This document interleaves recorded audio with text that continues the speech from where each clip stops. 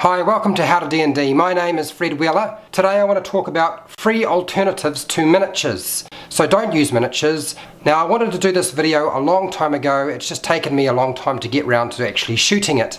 If you want to play Dungeons and Dragons and you don't want to spend money because one, you don't have the money to spend, or you really want to do it on the cheap, in other words, you want to do it completely free, simply don't spend any money whatsoever. Use what you have lying around the house. You can also just use theatre of the mind. You could just not use miniatures at all, just use your imagination. Lots of people do it. Get rid of the miniatures. Now that we've eliminated miniatures from the options, what are some things you could use around your house? Loose change and coins are a great alternative to miniatures. You don't actually have to spend the money, you just need to use the money to play the game. And as it happens, they are about the right size for a medium-sized creature, and you can just place them on your grid quite easily. So little coins for small creatures, medium-sized coins for medium-sized creatures, and then anything that's large, well, you'll have to use something else. But coins can be a great alternative, and when you're finished using your coins for your Dungeons and Dragons game, you can go and spend it.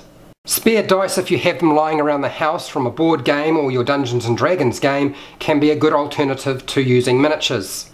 Smaller six-sided dice can be used for small creatures, and larger six-sided dice can be used for medium-sized creatures.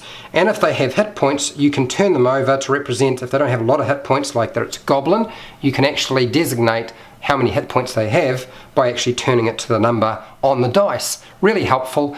There is one problem to using dice as an alternative to miniatures, and that is when you start rolling your attack rolls and your saving throws and your skill checks and ability checks, you're rolling a 20-sided dice and they can wind up striking those dice if they're placed in a particular location and knocking them around. So make sure you get yourself a dice tray when you're rolling your dice.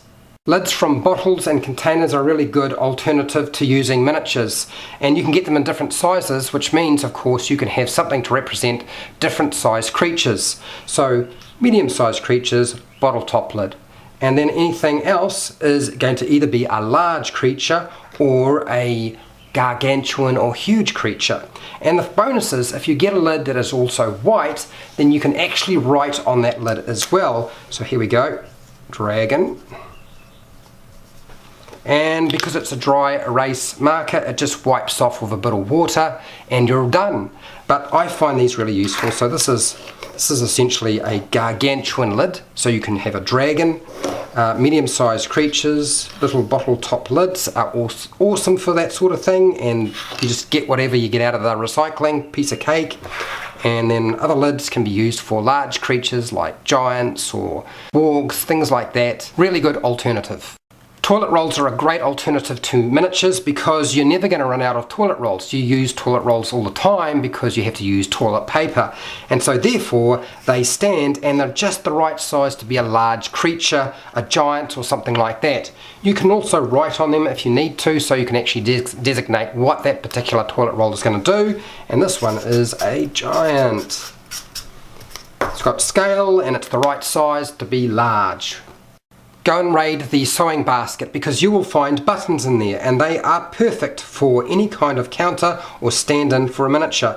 You don't have to spend anything. Obviously don't go and buy buttons, but if you have them around, using them is really, really handy. Most people have a game of chess somewhere in their house, and this is a really good source of alternatives to miniatures. They're kind of miniatures in their own way, they're just very simple. They are the right size and scale, and they fit within a grid pretty easily.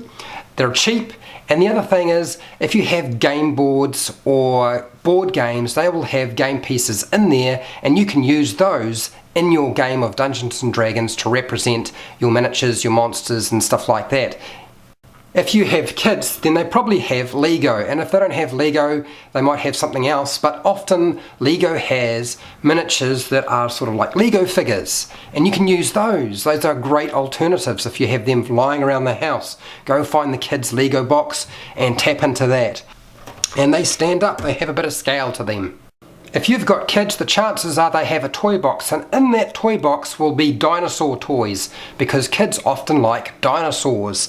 They're pretty cheap when you buy them for the kids, but you don't have to go and actually buy them because they're already in the toy box. So go and find them, raid that toy box, borrow a few. They make great monsters. You can stand them up, They're about the right scale, they're pretty intimidating, and yes, great stand-in for actually using anything that might be an official Dungeons & Dragons miniature. You don't have to use them, use the stuff in their kids' toy box. The kids are going to have a whole bunch of toys that you can use, and one of the things you're going to need is medium-sized creatures, and toy soldiers are perfect. There is bound to be toy soldiers in the toy box if you have a boy in your family, and that is what I would suggest you use.